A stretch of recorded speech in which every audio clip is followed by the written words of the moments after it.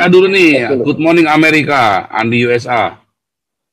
Good morning, good evening, good afternoon. Semua shalom, Good terima kasih day. buat kesempatan. Paling dikit saya punya masukan kan, saya tinggalnya di Silicon Valley. Jadi mengenai India ini kan sejarahnya dulu kan Presiden Nehru ya, Prime Minister Nehru itu bilang, negara saya ini miskin, apa yang bisa saya kontribut ke dunia supaya negara saya ini maju. Jadi salah satu pikiran dia itu education, pendidikan. Jadi makanya dia itu bangun yang namanya IIT ya, India Institute of Technology. Nah, saya yang tinggal di Silicon Valley ini, Pak, kalau perusahaan-perusahaan gede ada anak lulusan dari IIT itu langsung disponsori green card, ya kan? Jadi quality-nya udah bagus. Jadi tujuannya Prime Minister Nehru itu maju ini negara, ya kan? Nah, sekarang di Silicon Valley ini kalau jam 5 sore ini saya pulang kerja, udah di udara ini udah bau kare, Pak. Soalnya tetangga saya ini semua India. Jadi mereka ini pendidikan kedudukannya besar. Kalau nggak percaya ya, kalau ada kesempatan ke sini, ikut tur ke mana headquarternya Facebook, Google atau Twitter. Itu isinya orang India sama orang Cina. Banyak kan? Ya manajer ya kebanyakan ya orang Yahudi sama orang putih. Tapi engineer, scientist-nya itu semua kebanyakan India sama Cina. Nah itu fakta ya kan. Jadi Nah, terus ada yang tadi bilang katanya, orang Islam makin berkembang di Eropa sama di Amerika. Itu bullshit semua itu. Soalnya kenapa? Amerika ini kan nerima ini refugee dari Afghanistan itu yang Amerika terima ini 200.000 lebih loh. Refugee itu pengungsi itu. Ya kan? Kita kasih dia makan, kasih apa. Ya, itu Amerika, Eropa juga sama, terutama Jerman ya. Jerman terlalu generous. Nah, tapi sekarang Jerman tarasnya udah realize, udah buka mata. Oops, what did I do that for?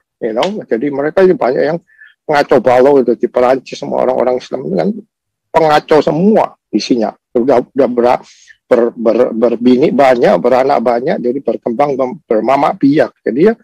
Jadi kalau Islam berkembang itu nggak benar yang Pak Paul bilang tadi, memang banyak anak, banyak istri. Terus kedua yaitu refugee ya, pengungsi dari negara-negara Islam ini. Kenapa mereka nggak ngungsi di Saudi Arabia atau di UAE gitu? Kenapa kok memilih negara Barat, negara kafir?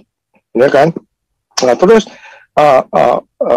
apa yang dipaparkan Bapak ini, suara kebenaran ini semua bagus, tapi mereka dengar nggak? Makanya Pak Paul juga lebih baik ya kita gubrak-gubrak. Soalnya kita yang ngasih fakta, ngasih kebenaran itu geblak, nggak masuk semua, otaknya udah buntu, percuma kita. Sekarang kita harus mikir what's next. Ya. Nomor satu ini kita harus gubrak-gubrak. Indonesia ini harus ya memisahkan agama dengan state and religion ya.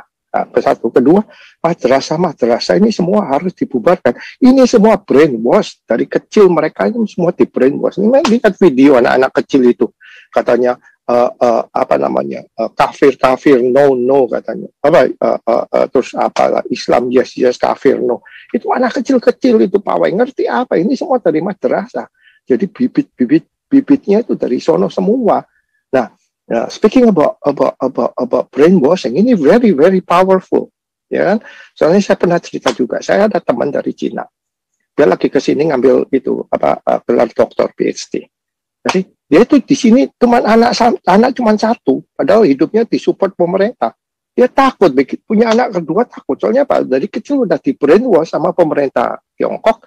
Kalau kamu itu cuma boleh punya anak satu, biarpun dia tinggal di Amerika, rasa ketakutan itu masih di situ. Lah itu namanya yang the power of ini ya, brainwashing, Jadi terus ke depannya gimana? Kita bisa merasa pesimistik nggak? Atau optimistik nggak Indonesia bakalan berubah? Kalau menurut saya sih Pak, bukan, it's not in my lifetime ya. Saya ini udah umur berapa, bentar lagi juga mati. nggak mungkin saya bisa selama saya hidup melihat Indonesia berubah. Udah ada, aduh, dari sononya ya, sorry to say, soalnya saya very pessimistic. Ada perubahan di Indonesia ya, sedikit maju adalah sedikit tapi drastic measure nggak mungkin lah ya. Itu udah aja Pak Paul, thank you, God bless.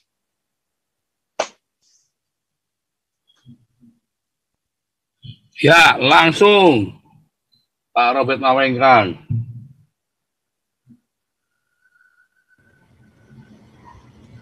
Shalom Pak Paul, shalom untuk semuanya ya. Menarik percakapan ini yang saya kaitkan dengan bagaimana sebenarnya pandangan daripada agama yang dipeluk oleh umat Kristen dan agama yang dipeluk oleh kawan-kawan kita orang Islam. Jadi di sini kita melihat bahwa ya, kalau kita tidak pernah merasa tersinggung dengan penghinaan-penghinaan yang ada. Cuman karena kita tuntut mengenai ya adanya peraturan pemerintah yang pasal 156 itu, karena itu peraturan ya harus diberlakukan sama. Tapi sebenarnya kalau tidak ada peraturan itu juga kita diam saja. Cuma masalahnya di sini jelas bahwa mereka ini menjadikan agama ini sebagai wasit untuk orang lain. Dan pemain-pemain mereka harus dimenangkan meskipun ya tidak bisa menendang bola. Jadi disinilah sulitnya suatu negara yang mempunyai pemimpin-pemimpin yang tidak lagi peka dan jeli melihat ketidakadilan yang diberlakukan kepada anak-anak bangsa. Dan anehnya semua yang dipakai untuk menghancurkan sebenarnya sesama anak bangsa dan bahkan ingin menghancurkan negara adalah dari agama. Ya kita lihat sajalah apa yang disampaikan oleh Pak Dudung mengenai Tuhan itu bukan orang Arab. Itu dijadikan salah satu alat untuk menyudutkan seorang kasat. Tapi nyatanya juga ya didiamkan oleh kawan-kawan yang lain. Tidak ada pembelaan terhadap itu. Tapi yang mereka ingin tutup-tutupi, misalnya lah, kalau ada pemerkosaan terhadap santri-santri yang jelas-jelas seperti yang dilakukan oleh Ustadz HW di Jawa Barat, itu ditutupi mulai dari gubernurnya, si gubernur yang khilafah juga itu, yang tadinya bupati, Ridwan Kamil, sampai kepada petinggi-petinggi MUI dan bahkan dari pemerintahan kita sendiri. Seharusnya itu bongkar, tangkap dan sampaikan kepada para pengikut-pengikut agama ini supaya ini adalah penyesatan dan juga merusak akhlak suatu bangsa. Sehingga tidak heran mereka video daripada guru besar mereka atau ulama besar Rizik tetap ditutupi bahkan oleh polisi juga. Tidak lagi berani untuk mengedarkan video tersebut mengenai mesumnya dengan salah seorang Risma, ya saya lupa persis namanya. Tapi karena apa? Akhlak mereka tidak ada.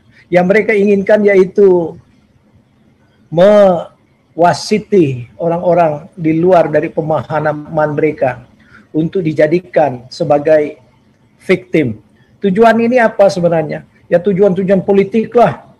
Sehingga mereka merasa paling besar, paling kuat di Indonesia dan bahkan memanipulasi populasi yang menyatakan hanya 10% dari non-Muslim di sana. Itu dibuat-buatlah untuk menunjukkan suatu kekuatan. Tapi kalaupun itu benar, agama itu tidak bisa dipakai sebagai suatu kekuatan suatu negara untuk melakukan kemakmuran dari negara itu. Yang dituntut oleh suatu negara adalah keamanan. Sehingga kita bisa melihat kenapa yang masih dikaitkan dengan investor-investor besar. Gak beranilah ke Indonesia karena labil hukumnya ditentukan oleh siapa yang berkuasa dari identitas agama. Sehingga bangsa si Elon Musk itu gak maulah Nanti sebentar mungkin dia bisa diakuin, 2 tahun kemudian berbeda, peraturannya diganti dan dia dinyatakan haram oleh MUI. Karena di sana siapa yang berkuasa dia mengatur hukum di Indonesia. Sehingga keadilan itu tidak akan pernah didapatkan.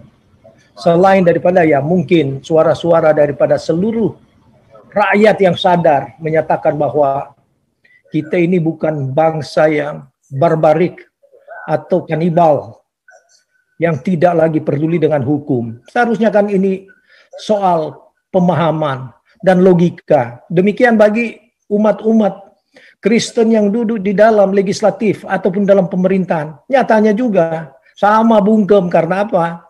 Ya sudah nyaman, apalagi yang perlu disuarakan. Tidak lagi melihat sumpah mereka untuk memperjuangkan rakyat. Jadi janji-janji palsu. Akhirnya mengikuti metode ataupun pemahaman orang-orang yang ingin merusak Indonesia. Sebagaimana Partai PKS. Anggaran dasarnya tidak berdasarkan Pancasila. Yang seharusnya itu sudah suatu pengaturan yang ketetapan. Tapi mana ada juga pemerintah yang protes semua itu. Bahkan ya dibiarkan karena ya mereka terlibat dalamnya seperti Mahfud MD yang saya dengar-dengar aneh juga nih. Dia sepertinya ingin digadang oleh partai kecil PSI. Di mana penilaian daripada PSI ini yang tadinya saya merasa PSI ini salah satu ya corong umat yang berani menyuarakan ketidakadilan. Tapi kok melirik kepada Mahfud. Lihat dong track record si Mahfud. Apa yang dia lakukan pada waktu dia menjadi ketua MK. Dan di mana apa yang telah dia pernah lakukan bagi bangsa ini. Semuanya tidak ada, cuma karena ya Indonesia kan ya itulah predikatnya yang diusung-usung. Profesor Tata Negara sama dengan si siapa itu Refli ya Harun dan juga Rizal Ramli yang gitu-gitulah. Padahal tong kosong bunyinya nyaring semuanya itu dia. Jadi bangkitlah. Bangsa kita bukan bangsa yang bisa terus ditekan dengan wasit-wasit karena agama.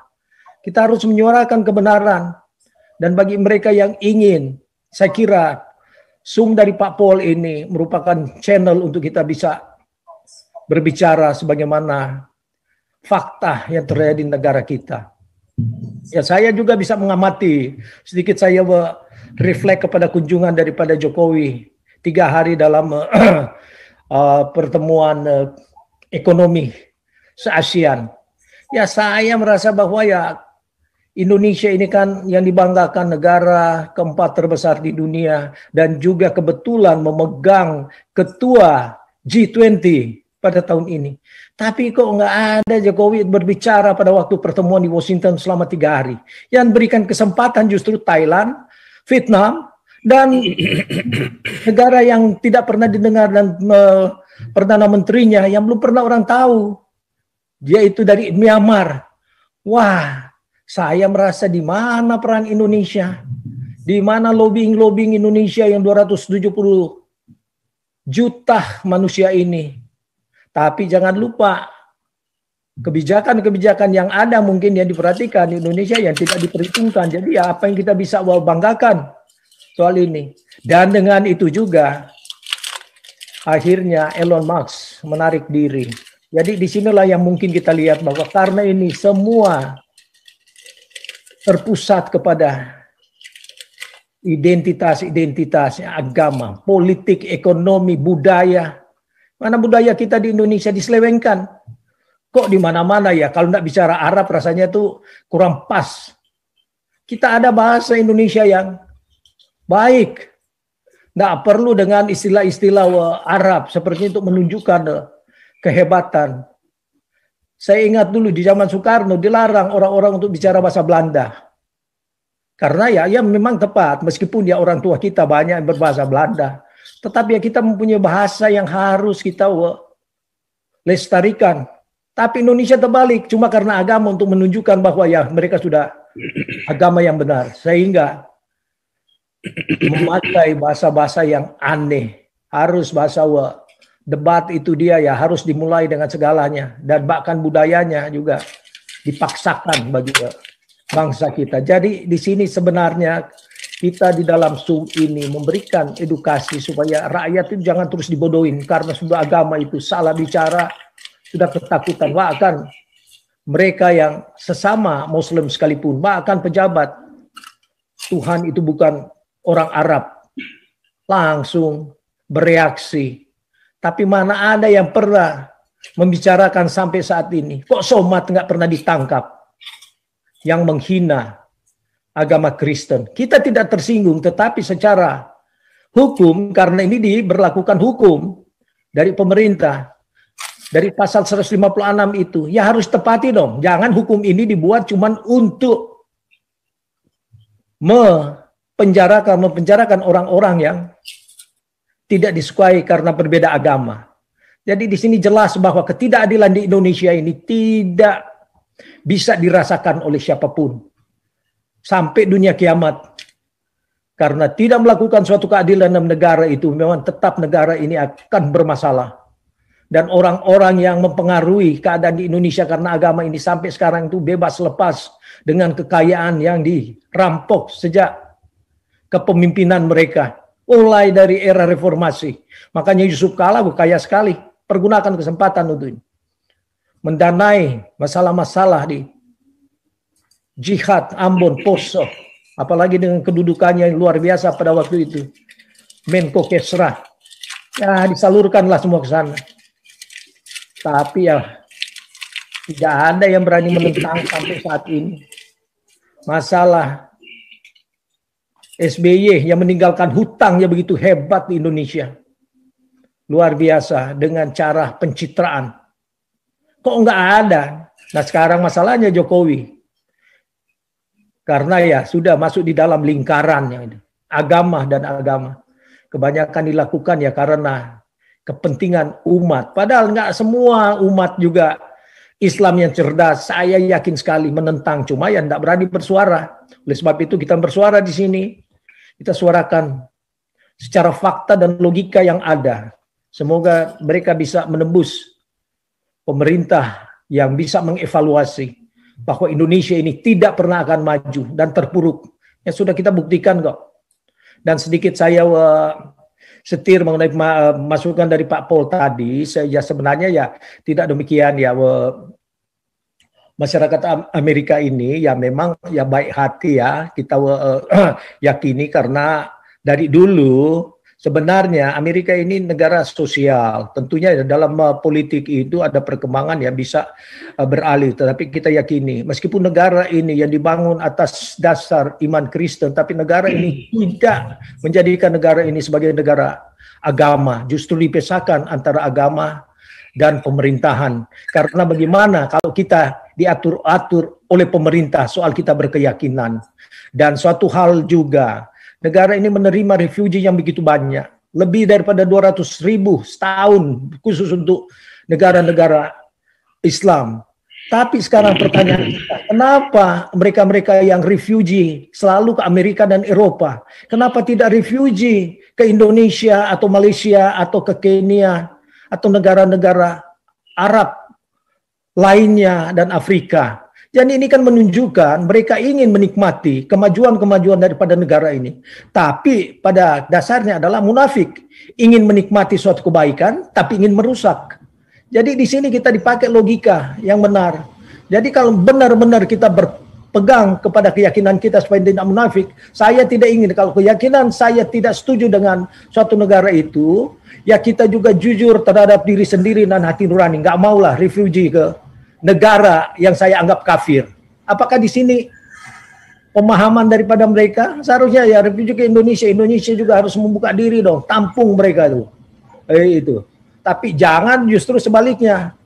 Anak-anak pejabat yang ini semua sekolah di Amerika dan di Eropa, menghamburkan uang di sini. Jadi bagaimana ini? Jadi jelas logika itu dipakai. Bangsa kita harus maju tentang hal-hal yang sangat bertentangan dengan ini. Karena agama itu bukanlah produk yang harus menjadi suatu kolektif. Semua orang dipaksakan dan menjadi wasit. Tapi agama itu adalah keyakinan pribadi yang tidak bisa dicampuri oleh pemikiran atau paham orang lain. Sehingga kita tidak perlu sensitif untuk marah kalau dibilangin ya Nabi cabul. Ya saya setuju. Nabi Sulaiman itu cabul.